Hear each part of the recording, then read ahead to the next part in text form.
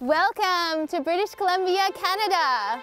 My name is Vi Bryant, and I'm married to a wonderful helicopter pilot. We have a 16-year-old daughter. About 2 years ago, my daughter, as well as my husband, became baptized. Praises to God, eh? I look forward to going to church.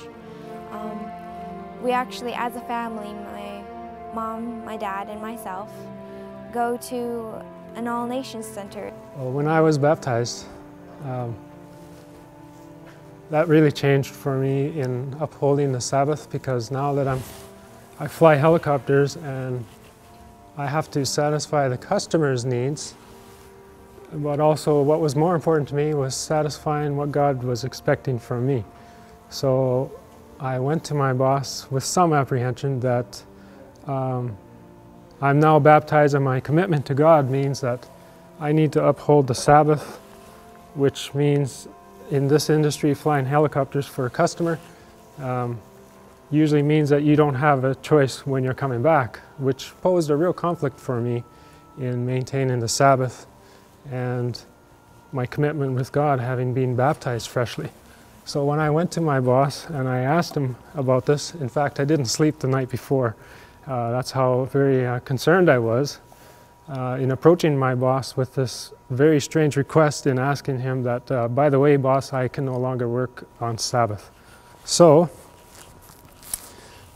when I went to him with this request, prior to that, let me say that I did spend some quality time with God on my knees when I prayed the night before, and I asked God to please soften my boss's heart, my boss Doug Parrish, with Bailey Helicopters in Fort St. John, British Columbia.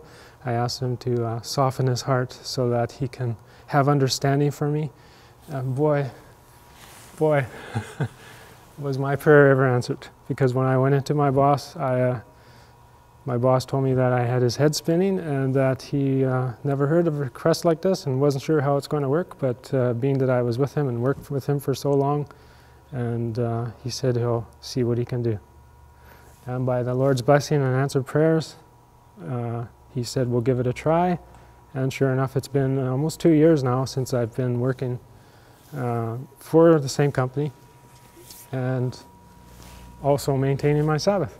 Our daughter so wanted to be a torchbearer for the Vancouver 2010 Winter Olympics. It all started with my mother. She looked in the newspaper, and it actually was a very small ad. And it caught her attention. It took about a year for us to actually get the confirmation that our daughter was selected. They said it was okay and that I was to move forward and go into the next round. When she finally opened her email and it said, Rita Bryant, you have been selected as a 2010 torchbearer for the 2010 Winter Olympic and Paralympic Games, and there was music in the background.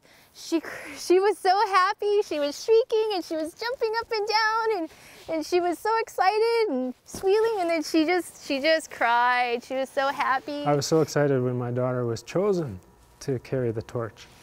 After all the excitement, Rita went to the calendar and she noticed immediately that it was on a Sabbath. That's when I brought it to my parents' attention. And even though it did land on a Sabbath, it didn't move our family very much, because we were very satisfied that she made it this far. But also when she witnessed me praying about the Sabbath and keeping my job, putting my job on the line for God, and we did the same thing. We put the option to carry the torch on the line as well. We had to make a decision. We had to take a stand.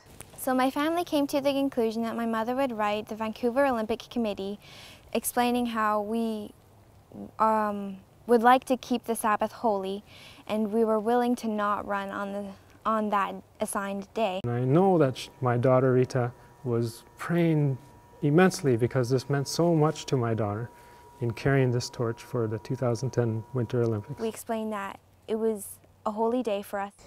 They said, yeah, oh yeah, no questions, for sure.